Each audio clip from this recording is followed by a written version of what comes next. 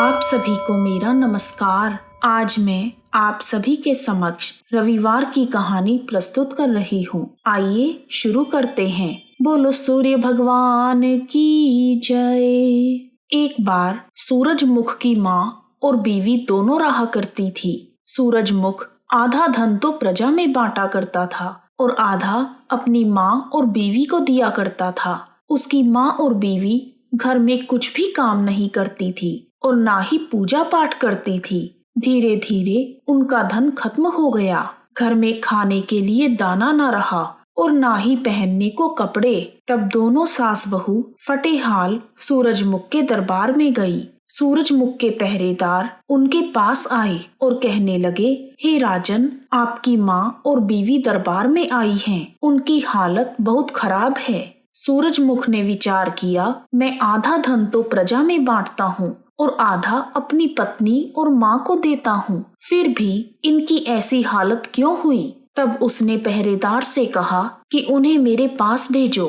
तब सूरजमुख की माँ और पत्नी उनके पास आई। माँ ने कहा, बेटा, हमारा धन तो खत्म हो गया। हमारे पास ना तो खाना है ना ही कपड़े हैं। तब सूरजमुख अपनी पत्नी और माँ से बोले, आधा धन तो मैं प्रजा को देता हूँ और आधा आप दोनों को। प्रजा तो इतनी सुखी है, पर आप लोगों की ऐसी हालत क्यों है? तब सूरजमुख ने उन्हें 5 गिट्टे दिए और कहा, आप दोनों एक नियम बना लो। आपकी बहू हर रोज 5 घरों में जाकर हर एक के साथ गीटे खेल कर आए और घर में कुछ काम करे। तब सास बहू गीटे लेकर घर आ गई। अगले दिन बहू गीटे लेकर पड़ोस में गई और उसने पड़ोसन से कहा, आओ बहन, गीटे खेलेंगे। इस पर पड़ोसन ने कहा, ना बाबा ना, मुझे तो बहुत काम है। मुझे पानी लेने जाना है।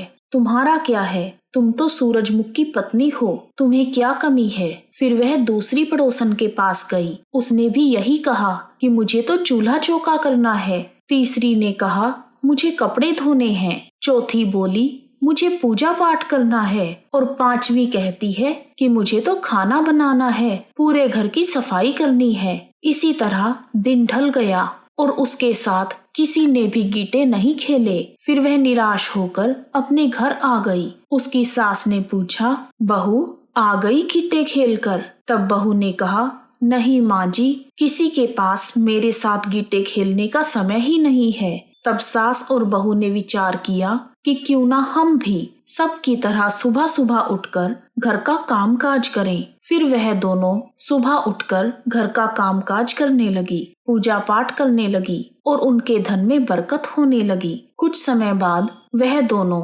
सूरजमुख के दरबार में गई। तब पहरेदार सूरजमुख से आकर बोले, महाराज, आपकी पत्नी और माँ आपसे मिलने आई हैं। उन्होंने बहुत ही कीमती वस्त्र पहने हुए हैं। तब सूरजमुख ने कहा, दोनों को अंदर भेज दो।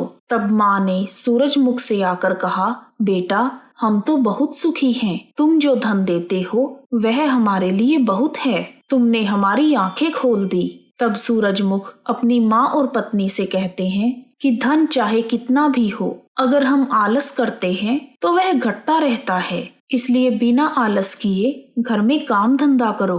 पूजा पाठ तथा दान धर्म से शांति मिलती है। हे सूर्य भगवान, जैसे आपने दोनों सास बहू की आंखें खोली और उन्हें धन धान्य से संपन्न किया, उसी प्रकार सब पर अपनी कृपा बनाए रखना। बोलो सूर्य भगवान की जय।